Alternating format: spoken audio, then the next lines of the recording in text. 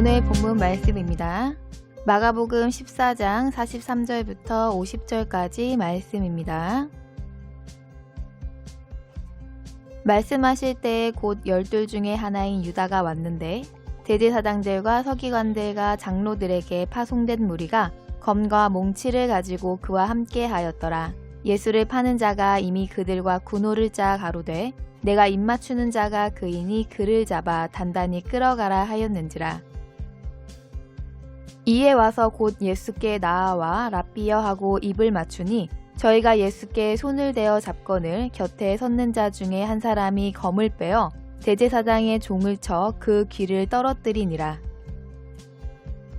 예수께서 무리에게 말씀하여 가라사대 너희가 강도를 잡는 것 같이 검과 몽치를 가지고 나를 잡으러 나왔느냐.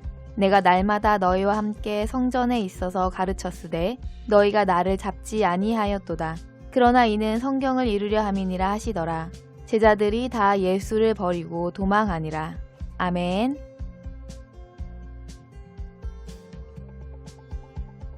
세상 사람은 정직할 때도 있고 정직하지 않은 때도 있지만 하나님의 자녀는 항상 정직해야 합니다. 더 나아가서 무엇에 어떻게 정직해야 하는 것을 가르치시고 행함으로 본을 보여주신 예수님처럼 정직해야 합니다. 하나님은 우리에게 태양이며 방패이신데 정직히 행하는 자에게는 좋은 것을 아끼지 아니하신다고 하셨습니다. 그러므로 우리는 하나님께서 모든 것을 공급하시는 분이시며 보호해 주시는 분이며 정직히 행하는 자에게 좋은 것을 아끼지 아니하시는 분이라고 말씀하시는 까닭을 깨달아야 합니다. 또한 하나님께서 아끼지 아니하신다는 좋은 것이 무엇인가도 바르게 알아야 합니다.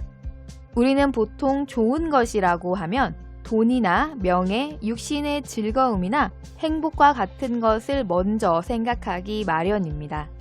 그러나 이러한 것들을 우리가 손에 넣으면 무조건 좋기만 한 것은 아니라는 것을 우리는 알고 있습니다. 하나님께서 주시는 좋은 것은 조금의 어두운 면도 없는 것을 주신다는 것을 믿어야 합니다. 하나님께서 아끼지 않고 주시는 정말 좋은 것은 거룩하신 성령님을 보내주신다는 말씀입니다. 그렇다면 이 좋은 성령님을 받기 위해서 정직히 행해야 한다고 말씀하셨는데 정직히 행하는 것은 또 무엇입니까? 정직한 사람의 행실이 정직히 행하는 것이며 그는 먼저 자신에 대하여 정직한 사람을 의미하는 것입니다. 즉 자기 자신이 죄인이고 멸망받게 된 존재라는 사실을 알고 구세주를 의뢰하는 사람이 정직한 사람입니다. 그러므로 멸망의 길을 달려가는 자신을 대신해 예수님을 보내주신 하나님 말씀에 철저히 순종하여 옛사람을 부인할 줄 아는 사람이 진짜 정직한 사람인 것입니다. 자신이 멸망의 길을 달려가고 있음을 알면서도 그저 세상 사람들에게 어떻게 보이는가 하는 것이 더 중요하여 하나님께 전심으로 긍휼을 구하지 못하는 것은 정직한 사람이라고 말할 수 없습니다.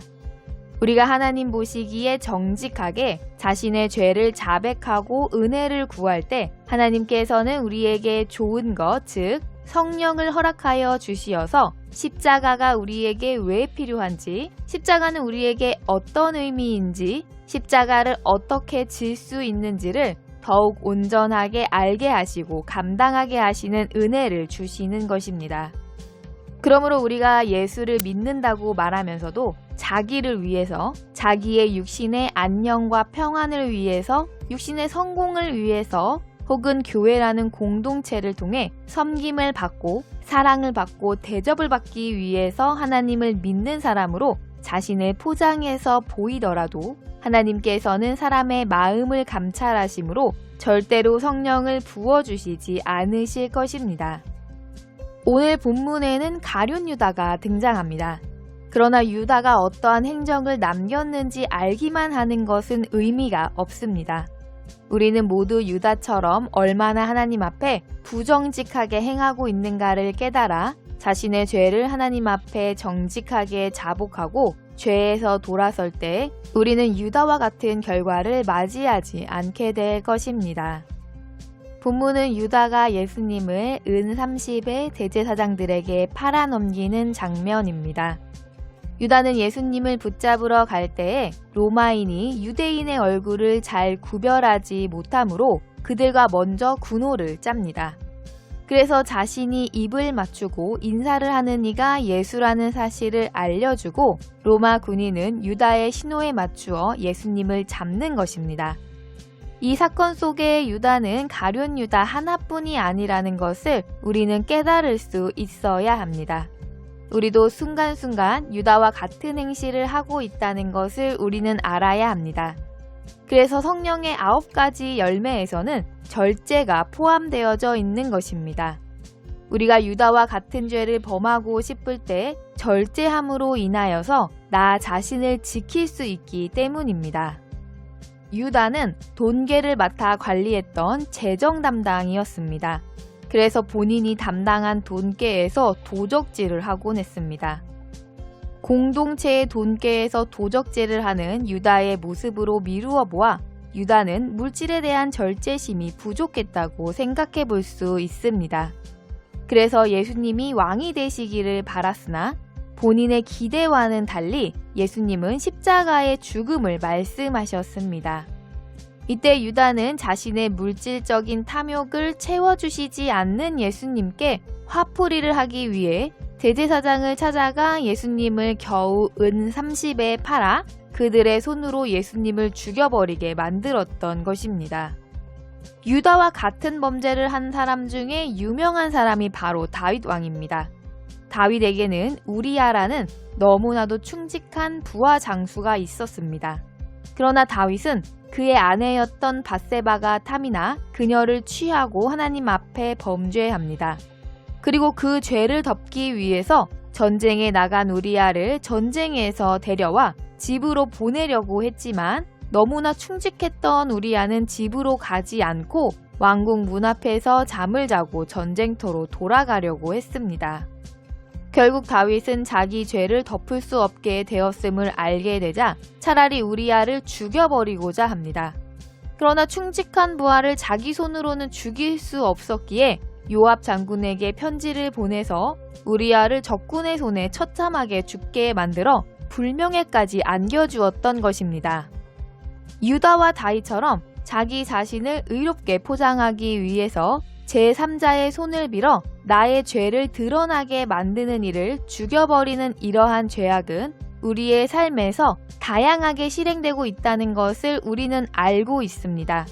비록 우리가 사람을 죽이는 정도까지의 일은 벌이지 않더라도 우리가 사람을 이간질시키고 나의 죄가 드러나지 않게 하고자 자신의 죄를 아는 자와의 관계를 끊어버리거나 모함을 하기도 하여 각자의 관계를 단절시키는 이러한 방법을 사회적 살인이라고 한다면 우리의 죄가 유다나 다윗의 죄보다 가볍다고 착각할 수는 없을 것입니다.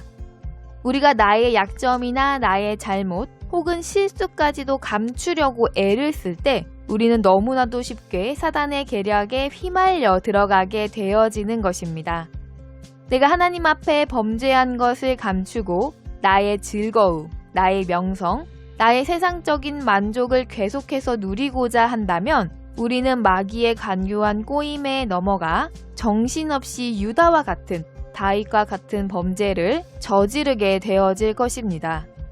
우리는 우리가 하나님 앞에 다윗과 같이 유다와 같이 비열한 범죄를 저질렀다고 할지라도 하나님께서 우리의 죄를 돌아보게 하실 때 우리의 죄를 정직하게 시인하고 자복해야 합니다.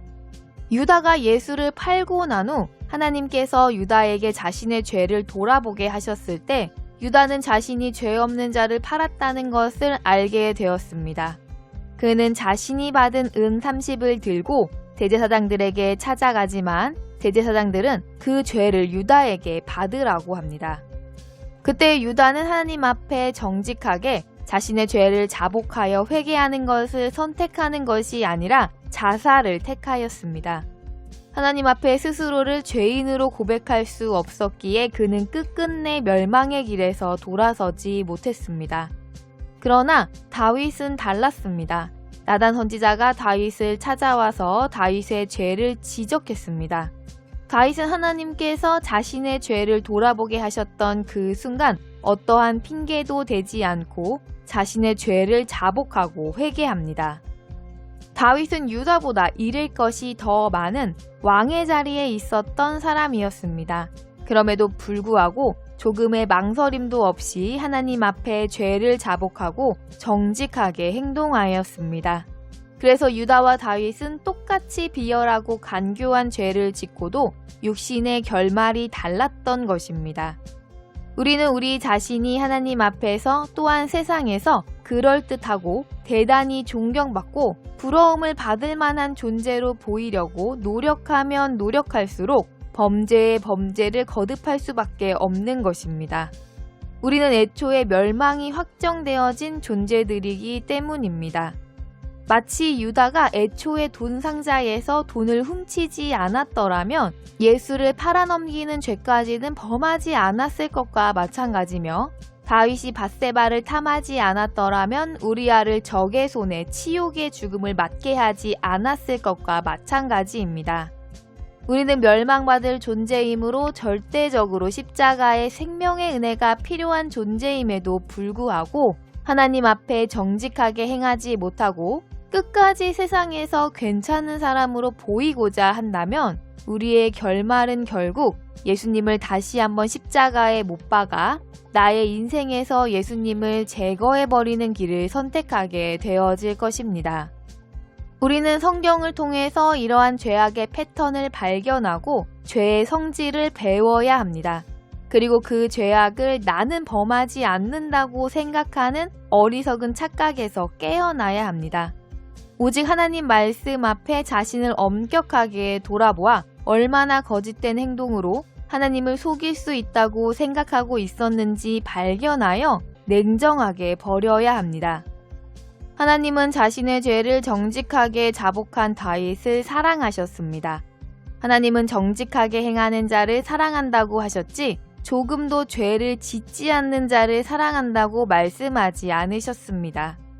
세상 모든 인간은 하나님의 말씀에 자신을 쳐서 복종하지 않으면 그 자체가 죄악입니다.